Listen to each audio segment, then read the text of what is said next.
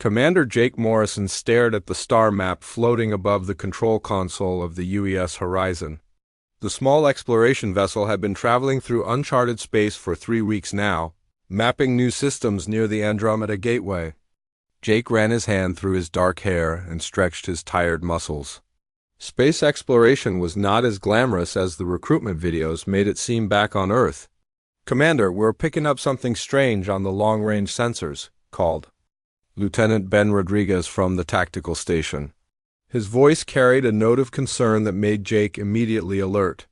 In deep space, strange usually meant dangerous. Jake walked over to Ben's station and looked at the readings. The sensors showed a large metallic object drifting approximately 2 million kilometers away. It was clearly artificial, but the design was unlike anything in the human database. "What do you think it is?" Jake asked. Ben shook his head.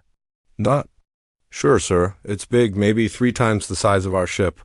The hull composition is unknown, and there's minimal power readings. If I had to guess, I'd say it's disabled." Dr. Amy Carter looked up from her medical station where she had been updating crew health reports. "Are we going to investigate?" Jake considered the options. Their mission was to explore and gather information about this region of space. Finding what appeared to be an alien vessel was exactly the kind of discovery that could change everything for humanity, but it could also be extremely dangerous. "Ben, run a full sensor sweep. I want to know everything about that ship before we get closer," Jake ordered. Ben's fingers danced across his console. "Scanning now, sir." "I'm detecting multiple hull breaches and what looks like severe structural damage. There are life signs aboard, but they're very weak." "Life signs?" Amy stood up quickly. "Are they human?" "Negative. The biological readings are completely different from anything in our database. But whatever they are, they're dying." Jake felt his heartbeat quicken. First contact with an alien species was something humanity had dreamed about for centuries. But finding them in distress complicated everything. "Amy, what would you need to help unknown alien life forms?" Dr. Carter frowned. "That's impossible to say without knowing their biology. I could try to stabilize them, but without understanding their physiology, I might do more harm than good." Jake made his decision. "Ben, take us closer." "Amy, prepare the medical bay for possible casualties. And send a message to Earth Command. Tell them we may have found something significant." The Horizon moved slowly toward the alien vessel. As they got closer, Jake could see the ship's elegant design. It was made of what appeared to be crystalline materials that caught and reflected light in beautiful patterns. Despite the damage, it was clearly the work of an advanced civilization. "I'm detecting a weak distress signal," Ben reported. "It's not in any language our computers recognize, but the mathematical patterns suggest it's asking for help. Can you respond?" "I can try basic mathematical sequences to show we're intelligent and willing to help." Jake nodded. "Do it." Ben transmitted a simple mathematical progression.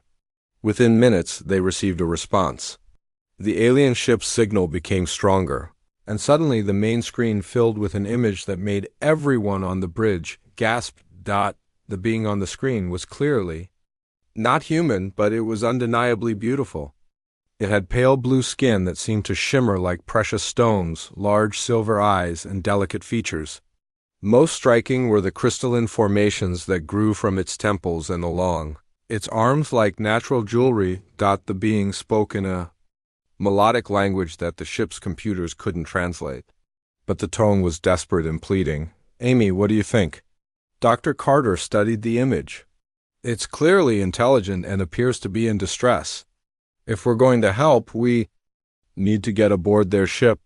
Jake knew this was the moment that would define not just his career, but possibly humanity's future. "Ben, prepare the shuttle. Amy, gather your medical supplies. We're going aboard." The alien ship's docking bay was unlike anything Jake had ever seen. The walls were covered in the same crystalline formations that adorned the being they had seen. On screen, emergency lighting cast eerie shadows throughout the damaged corridors. Amy carried her medical kit while Ben kept his weapon ready. Jake led the way, following the ship's internal lighting system toward what appeared to be a medical facility. They found her in a room that looked like a combination of a hospital and a crystal garden. The alien woman lay on a bed made of what appeared to be living crystal. Her breathing was shallow, and the crystalline formations on her body were dark and lifeless. "This is Princess Lyra of House Stellaris," said a weak voice. They turned to see another alien, this one clearly male and wearing what looked like ceremonial robes. "I am Chancellor Kane, her protector. She has been poisoned by enemies of the throne." Jake was amazed that the alien could speak English. "How do you know our language?" "We have been observing your species for many years. Please, you must help her. She is the daughter of Emperor Zan, and her death would mean war across the galaxy." Amy immediately moved to the princess's side. She pulled out her medical scanner and began taking readings. "Jake, her biology is completely different from ours. Her blood is crystal-based, not carbon-based like humans. The poison is attacking her cellular structure. Can you help her?" Amy looked grim. "I don't know. The poison is breaking down her crystalline blood cells. She needs a transfusion, but I don't have anything compatible." Chancellor Kane stepped forward. "In our studies of your species, we learned that human blood contains iron compounds that might neutralize the poison. But the procedure would be dangerous for both the human and the princess." Jake felt the weight of the moment. "How dangerous?" "The human donor might die. And if the transfusion fails, the princess will certainly die." Amy looked at Jake with concern. "We don't know enough about their biology. This could kill you both." Jake stared at the dying princess. Her silver eyes flickered open and looked directly at him. Even without words, he could see the intelligence and nobility in her gaze. He thought about humanity's place in the galaxy and what this moment might mean for both their species. "Set up the transfusion," he said quietly. "Jake, no. This is too risky," Amy protested. "Doctor, that's an order. If we can save her, we might prevent a war and establish peaceful relations with an advanced alien civilization. That's worth the risk." Amy reluctantly prepared the equipment. Chancellor Kane helped position the princess while Jake lay on an adjacent crystal bed. Amy connected the transfusion apparatus between them. "Are you ready?" Amy asked. Jake nodded and looked at the princess. Her eyes met his, and he saw gratitude there. "Do it!" Amy activated the transfusion. Jake felt a strange, tingling sensation as his blood flowed through the alien equipment and into Princess Lyra's crystalline circulatory system. The princess's body began to glow softly, and the dark crystals on her skin started to brighten, but something unexpected happened. As Jake's blood mixed with hers, he began to feel dizzy. Not from blood loss, but from something else entirely. Images flashed through his mind, alien worlds, vast cities made of crystal, and memories that were not his own. Princess Lyra's eyes suddenly blazed with silver light. She sat up on the bed, her crystals now glowing brightly. But when she looked at Jake, her expression was one of shock and wonder. "I can feel your thoughts," she whispered in perfect English. "And you can feel mine," Jake realized. She was right. Somehow, the blood transfusion had created a connection between them that went far beyond the physical. He could sense her emotions, her memories, and her deep concern for her people. "What have we done?" Amy asked, staring at the glowing princess. Chancellor Kane looked amazed. "This has never happened before. The bond between you is unprecedented." Princess Lyra stood up, her movements graceful and strong. "You have saved my life, Jake Morrison. But you have also changed everything. The connection between us will have consequences that neither of our peoples can imagine." Jake stood as well, feeling the strange new awareness of another consciousness touching his own. He had hoped to save an alien life and perhaps establish diplomatic relations. Instead, he had created something entirely new, a bridge between two species that would change the course of galactic history. "What happens now?" he asked. Princess Lyra smiled, and Jake could feel her gratitude and determination through their new bond. "Now we must face the consequences together. My people and yours are about to discover that the galaxy is far more dangerous than either of us realized." The strange connection between Jake and Princess Lyra grew stronger with each passing hour. As they traveled back to the horizon, Jake found himself experiencing flashes of alien memories that belonged to the princess. He saw vast crystal cities, floating in space, beings of living light and technologies that seemed like magic to human eyes.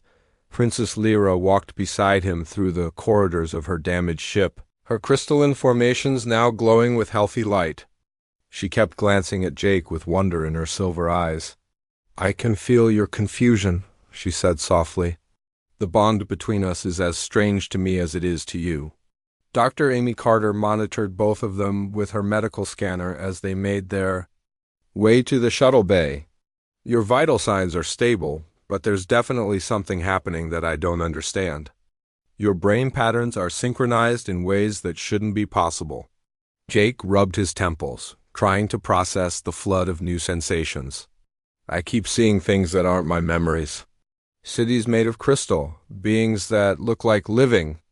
Starlight, those are my memories," Princess Lyra explained. "And I can see yours as well.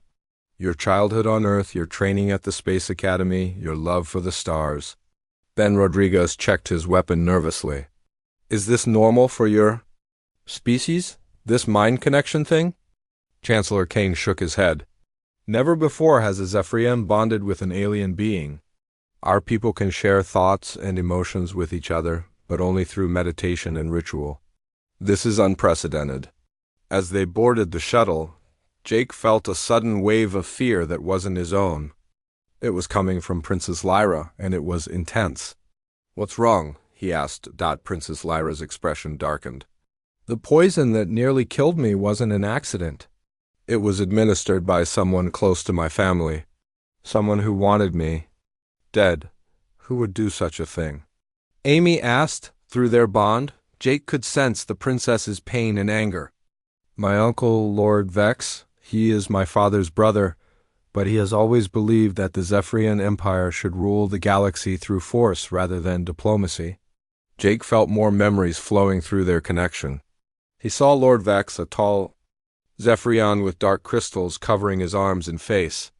The man radiated cold ambition and ruthless calculation. "He wants to overthrow your father?" "Yes, but that's not the worst part." Princess Lyra's voice trembled. "Through our bond I can access some of your memories, Jake. I know about your homeworld, about Earth's location, about your people's technology." Ben immediately understood the implications.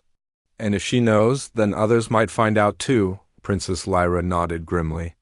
"My uncle has been watching your species for decades. He considers humans to be a threat to Zephyrian supremacy. He has been building alliances with other species, convincing them that humanity must be destroyed before you become too powerful." Jake felt a chill run down his spine. "Earth is in danger?" "More than you know. Lord Vex has been secretly communicating with the Krill Dominion, a militaristic species that controls several star systems. He has convinced them that humans are planning to invade and conquer the galaxy." Amy looked confused. "But that's not true. We're explorers, not conquerors." "I know that now," Princess Lyra said, touching Jake's arm gently. "Through our bond, I can feel your true nature. Humans are not the monsters my uncle claims you to be. You are curious, brave, and willing to sacrifice for others. But Lord Vex has filled the Galactic Council with lies about your species." Jake felt the weight of responsibility settling on his shoulders. "What can we do?" "We must reach my father, Emperor Zan, before Lord Vex can complete his plans. But first, you need to understand what you're facing." Princess Lyra closed her eyes and opened her mind completely to Jake. Suddenly, Jake's consciousness was flooded with knowledge about the galaxy. He saw the vast Zephyrian Empire, with its millions of crystal ships and billions of inhabitants. He learned about the Galactic Council, where dozens of alien species made decisions that affected entire star systems. He saw the Krill Dominion, a race of insect-like beings who lived only for war and conquest. "There are so many of them," Jake whispered. "How can Earth possibly defend itself?" "Your people are more capable than you realize," Princess Lyra replied. "In your memories, I see human ingenuity and determination. Your species has a gift for adapting and overcoming impossible odds." Chancellor Kane spoke up from across the shuttle. Princess, if Lord Vex discovers what has happened here, he will use your bond with this human as proof that you have been corrupted by alien influence. Then we must be careful, she replied. Jake, I need you to understand something important. The blood transfusion didn't just save my life. It created a permanent connection between us. I can feel your emotions, your thoughts, even your dreams. Jake nodded. I can feel yours too. It's overwhelming, but also strangely comforting. This bond makes us stronger together than we could ever be apart. But it also makes us vulnerable. If something happens to one of us, the other will be affected. Amy looked concerned. What kind of effects are we talking about?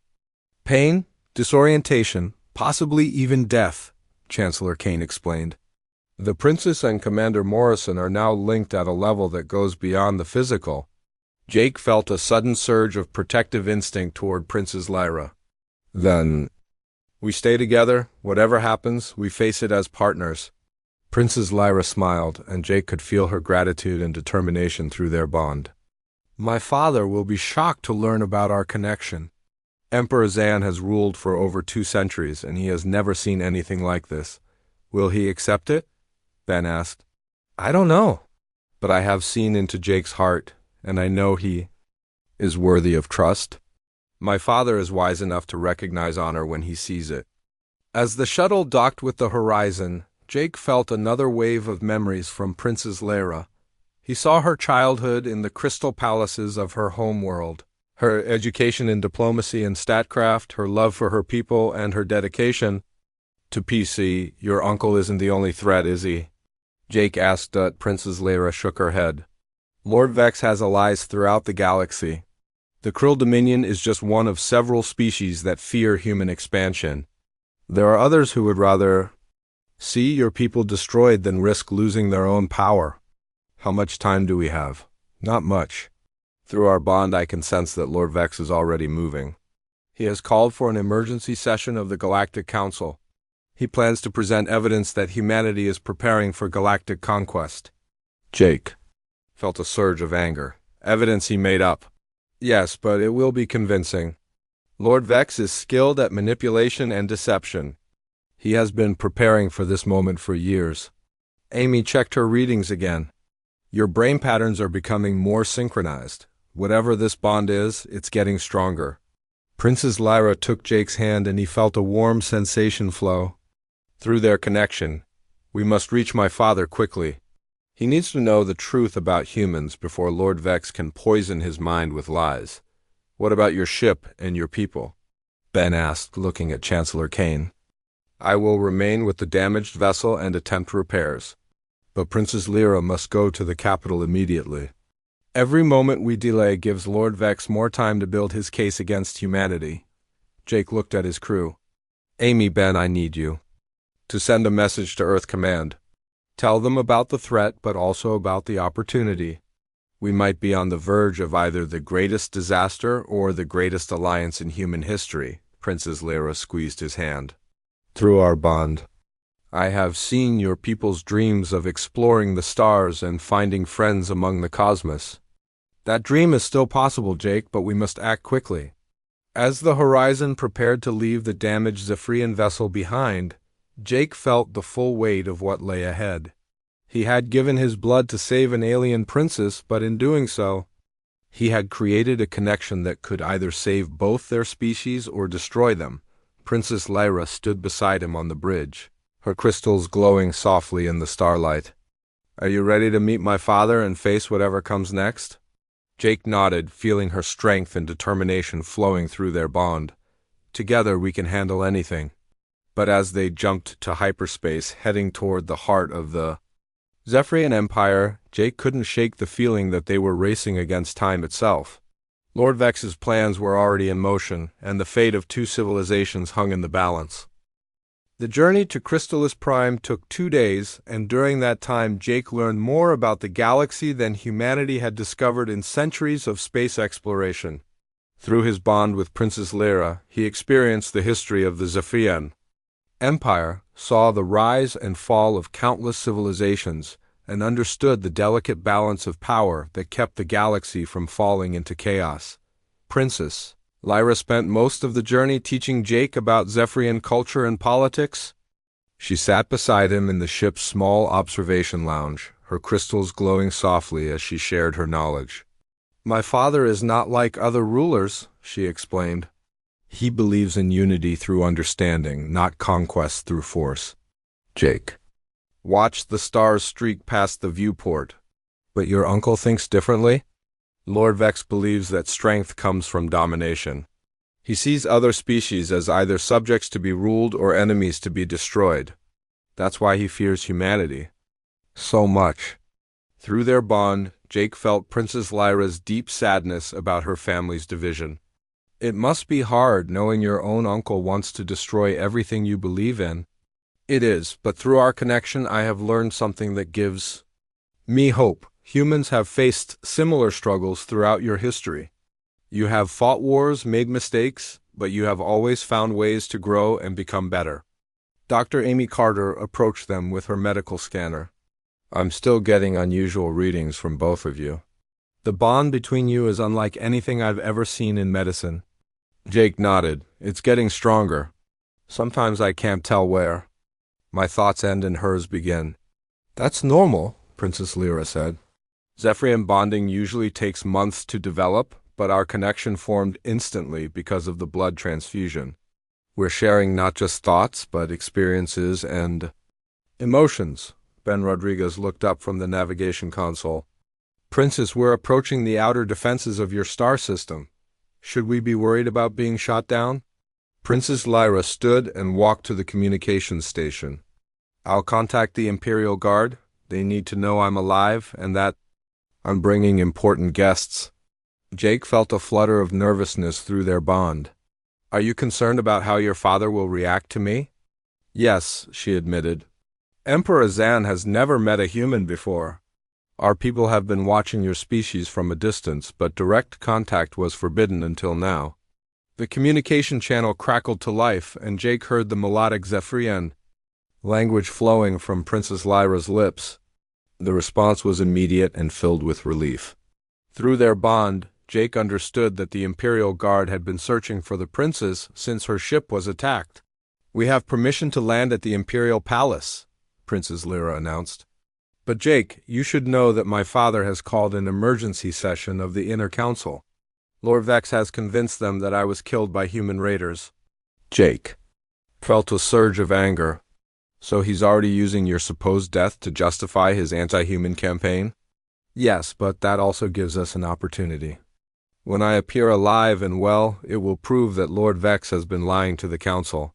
As they approached Crystallis Prime, Jake gasped at the sight of the Zephyrian homeworld. The planet was covered in massive crystal formations that reached into the sky like living mountains.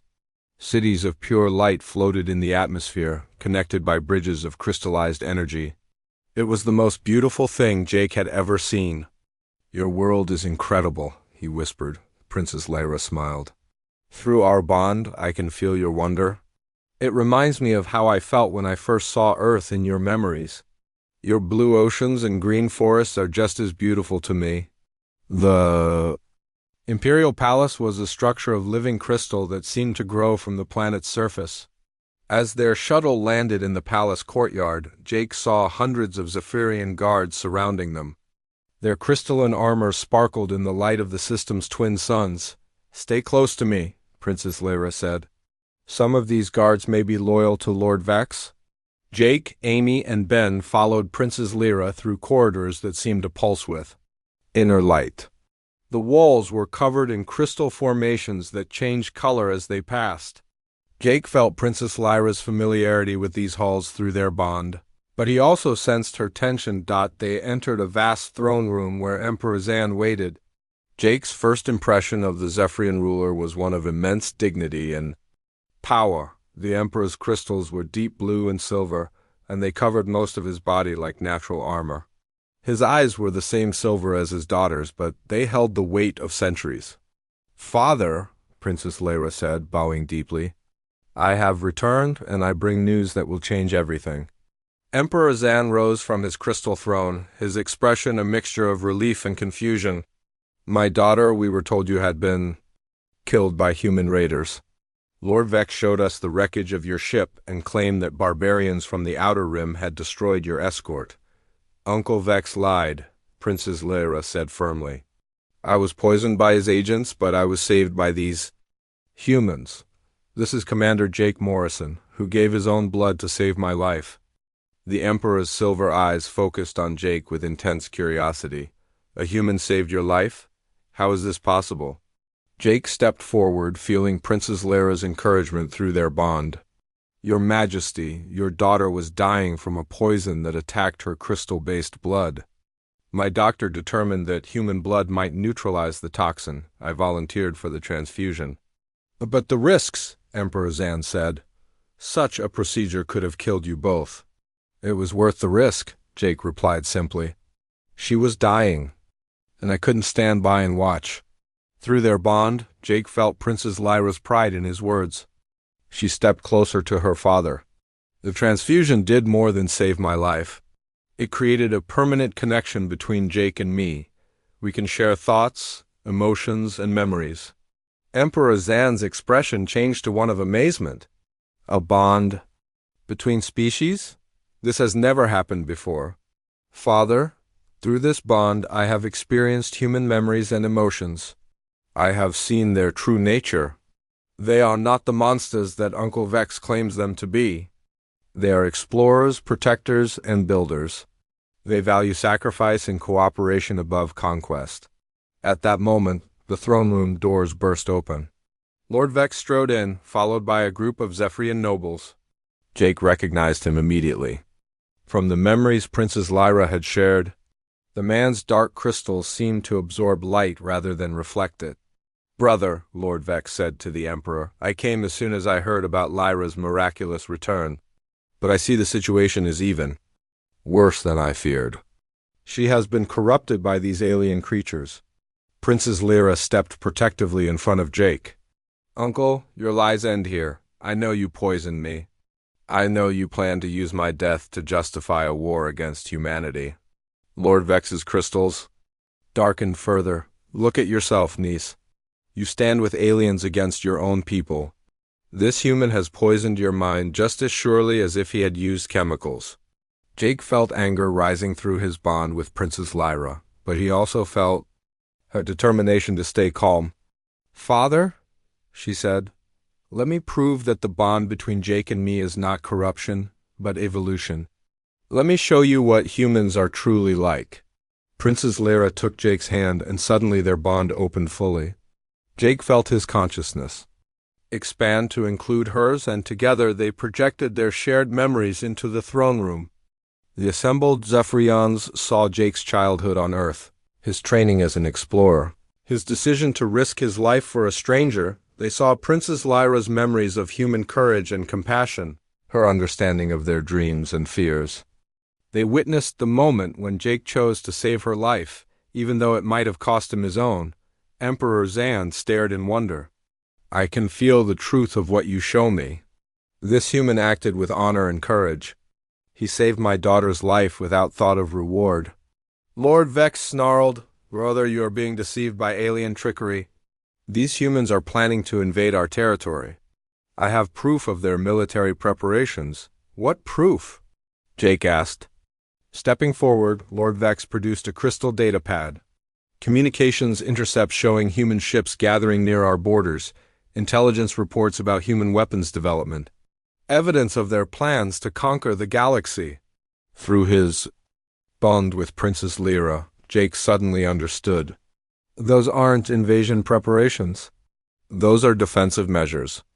You've been threatening Earth, so humanity is preparing to defend itself, Princess Lyra gasped. Uncle, you've been manipulating events to create the very war you claim to be preventing.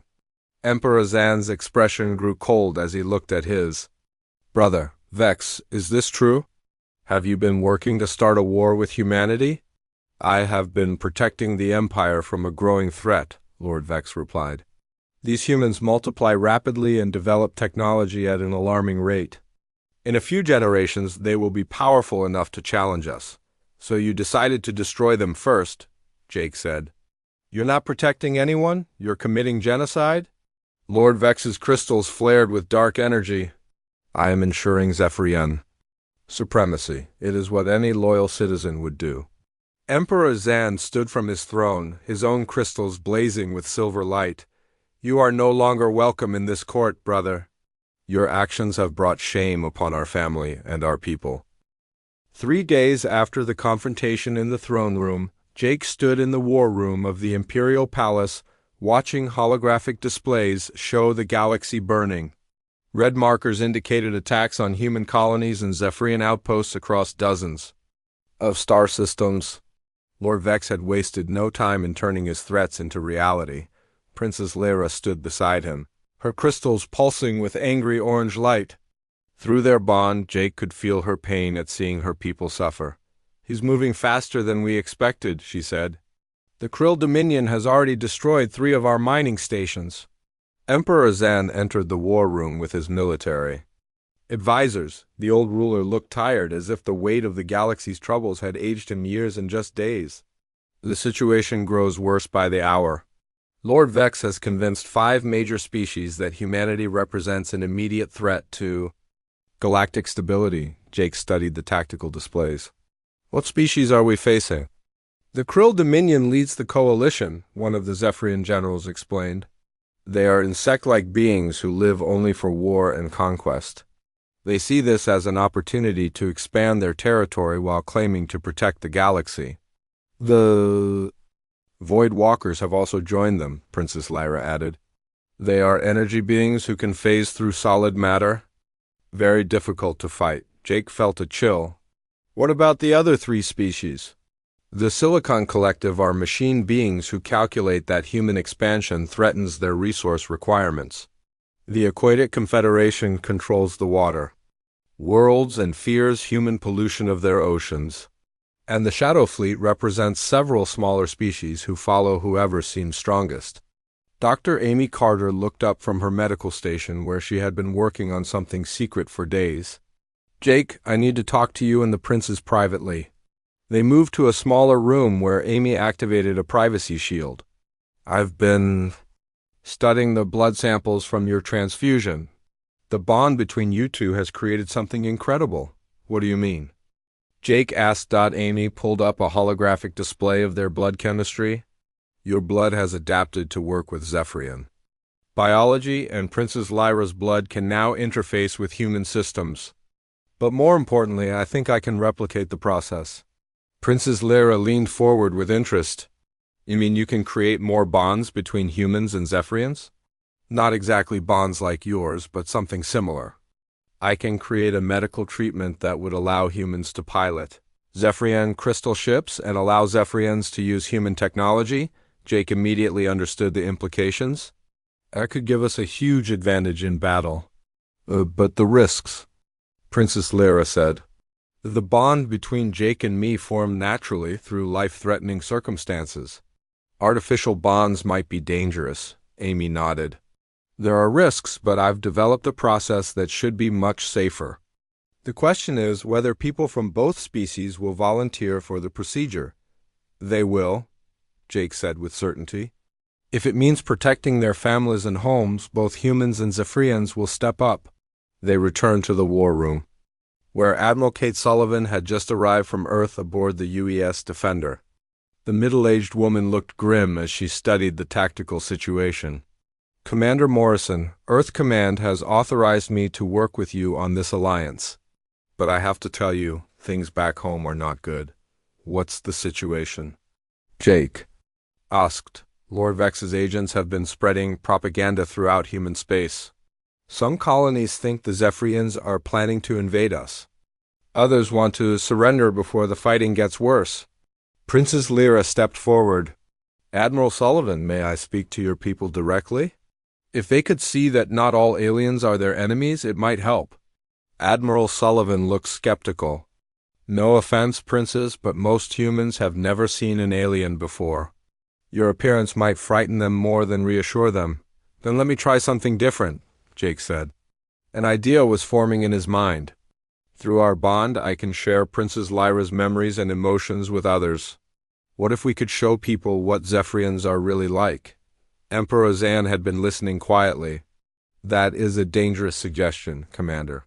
Opening your bond to others could weaken the connection between you and my daughter. Jake felt Princess Lyra's agreement through their link. Father, the risk is worth it if we can prevent this war from destroying both our peoples. Before anyone could respond, alarms began blaring throughout the palace. General Ryan Blake, the Zephyrian military commander, rushed into the room.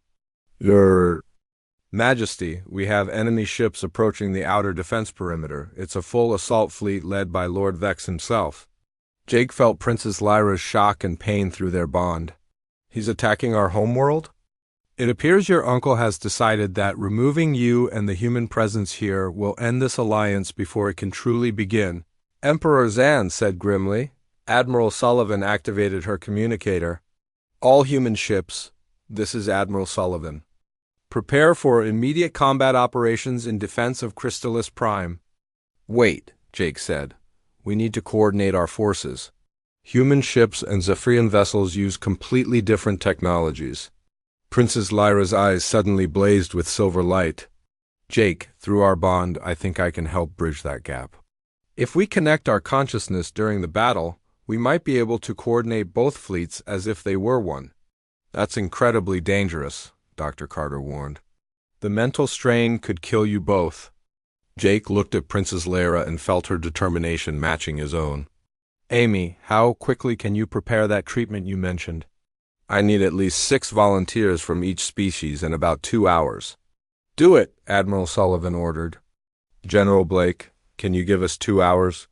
The Zephyrian commander studied the tactical displays. We can hold the outer defenses for that long, but no longer.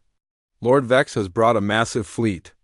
As the medical teams rushed to prepare the hybrid treatment, Jake and Princess Lyra made their way to the planet's primary defense center. The building was carved from a single massive crystal that reached high into the atmosphere. From its command center, they could coordinate both human and Zephyrian forces.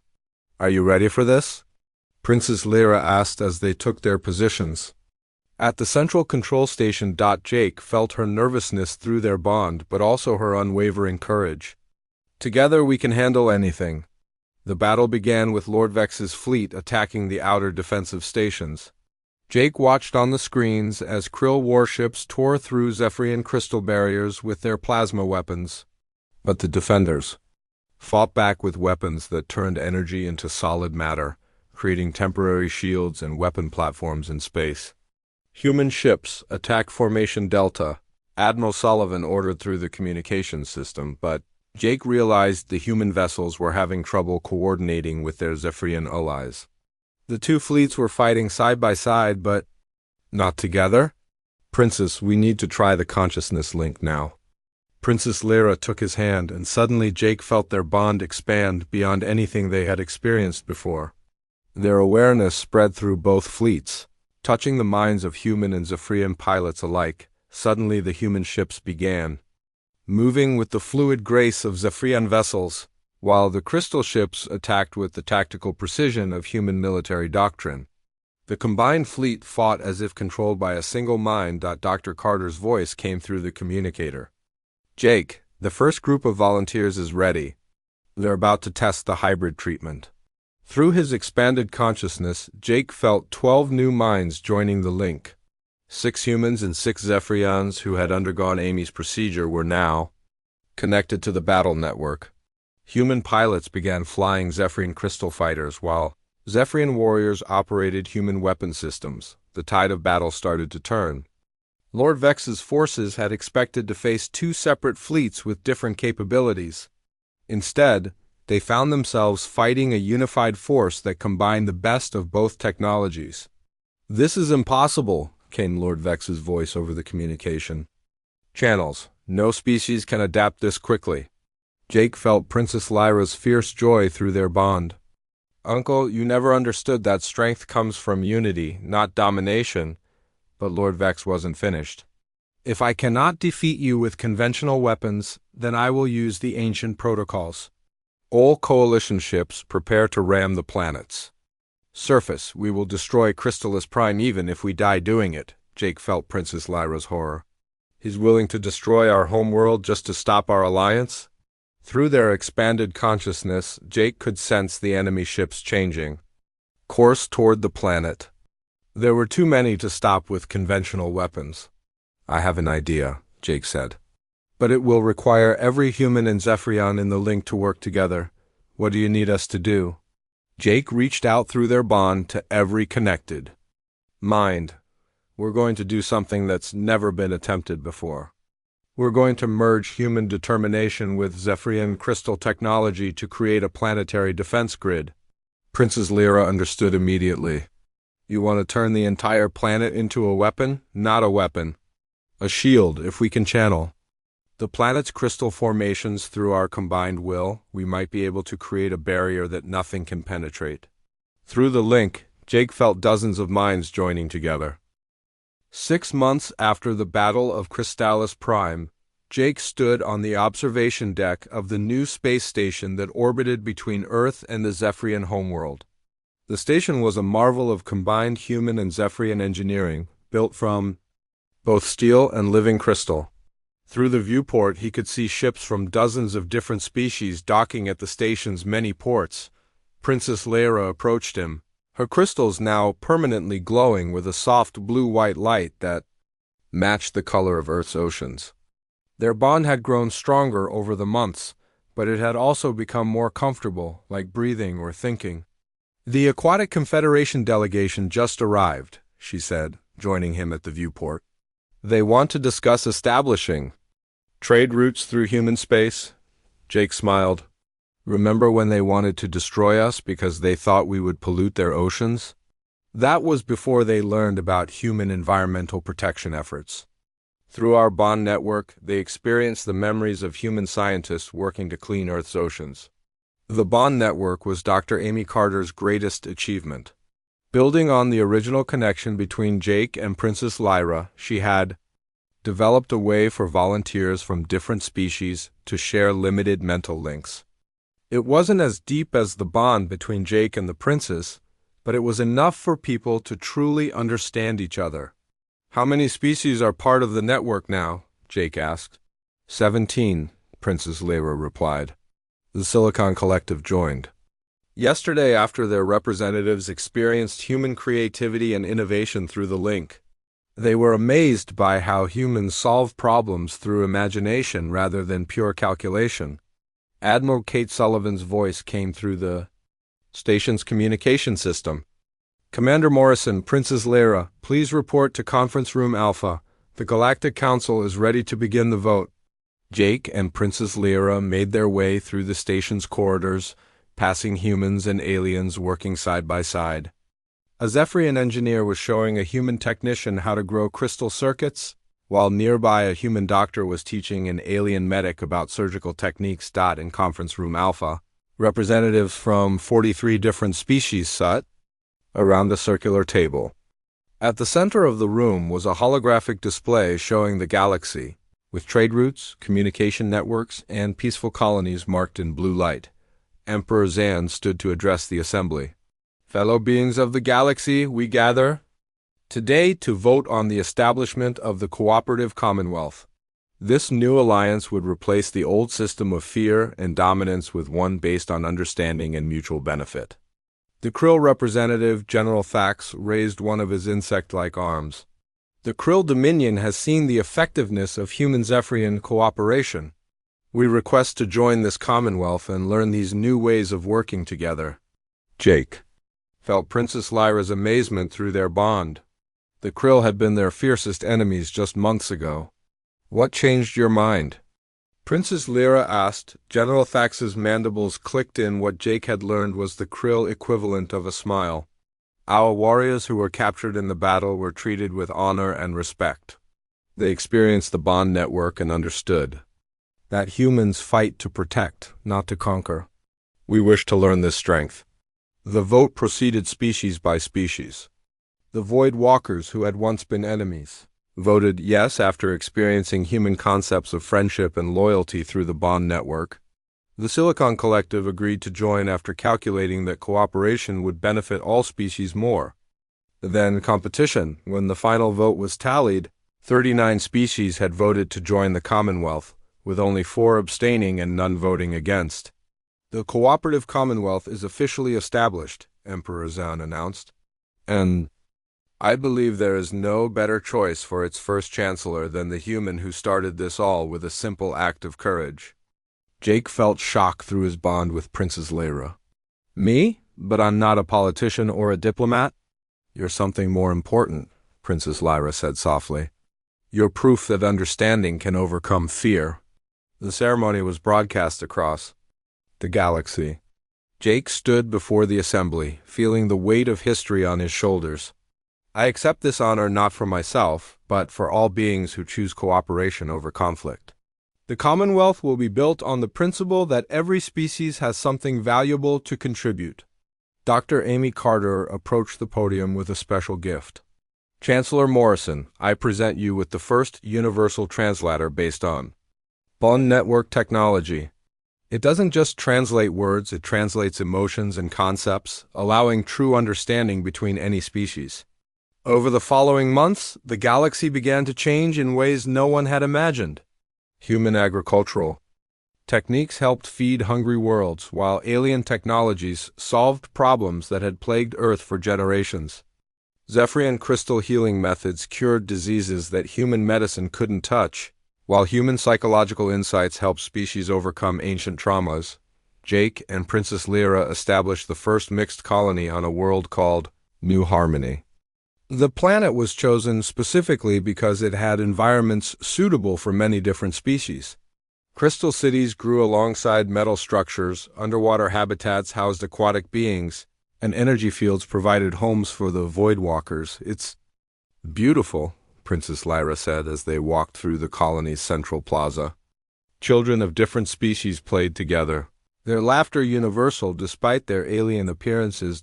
Jake watched a human child teaching a young Zephyrian how to throw a ball, while nearby a krill hatchling showed human teenagers how to build geometric structures. This is what the galaxy could have been all along if we hadn't been so afraid of each other. Dr. Carter approached them with her latest report. The Bond network now includes over 10 million individuals from 62 species. We're seeing unprecedented levels of cooperation and innovation. "Any problems?" Jake asked. "Minor ones. Some species are having trouble adapting to the emotional intensity of the bonds. But we're developing techniques to help them adjust gradually." Princess Lyra took Jake's hand, their original bond still the strongest and deepest of all. "Jake, there's something I want to show you." She led him to a special room in their home where she had been working on a secret project. Inside was a crystal garden unlike anything Jake had ever seen. The formations were a hybrid of Zephyrian crystal growth and human artistic design. "What is it?" he asked. "It's a memory garden. Each crystal formation holds a shared memory from someone in the Bond network. Moments of understanding, friendship, love, and cooperation from across the galaxy." Jake touched one of the crystals and suddenly experienced the memory of a krill warrior learning to paint from a human artist. Another crystal held the moment when an aquatic being first experienced human music. A third contained the joy of a Silicon Collective member discovering human humor. "This is incredible," Jake whispered. "It's like a library of understanding." "I want to place one in every Commonwealth world," Princess Lyra said, "so that future generations will always remember how we overcame our differences." Their bond suddenly filled with excitement from an unexpected source. Ben Rodriguez's voice came through their communicators. "Jake, Princess, you need to see this. We just received a message from outside the galaxy." They rushed to the communication center where Ben was working with a team of alien technicians. On the main screen was a signal unlike anything they had seen before. "It's coming from the Andromeda Galaxy," Ben explained. "The signal is clearly artificial, and it's using mathematical patterns similar to our own Bond network technology." Princess Lyra gasped. "You think there are other species out there who have developed something like our bonds?" "It's possible," Jake said. "Maybe we're not the only ones who discovered that cooperation is stronger than conflict." The message continued to play, and gradually they began to understand its meaning. It was an invitation, a greeting from beings in another galaxy who had also learned to work together across species lines.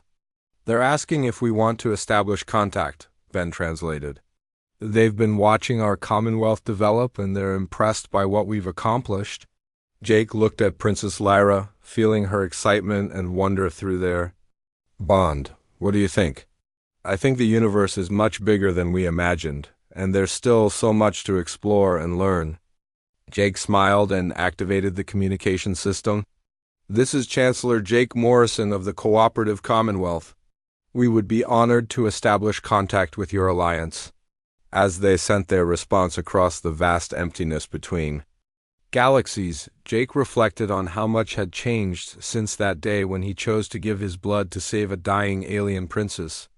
That single act of compassion had created a bond that transformed not just two people, but an entire galaxy. Princess. Lyra squeezed his hand. What are you thinking about? How one small choice can change everything. I just wanted to save a life, but somehow we ended up changing the galaxy. That's the power of doing the right thing, she replied.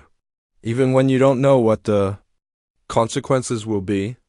Jake nodded, looking out at the stars that no longer seemed distant and cold, but warm with the promise of new friendships and adventures. The galaxy was vast, but it no longer seemed empty.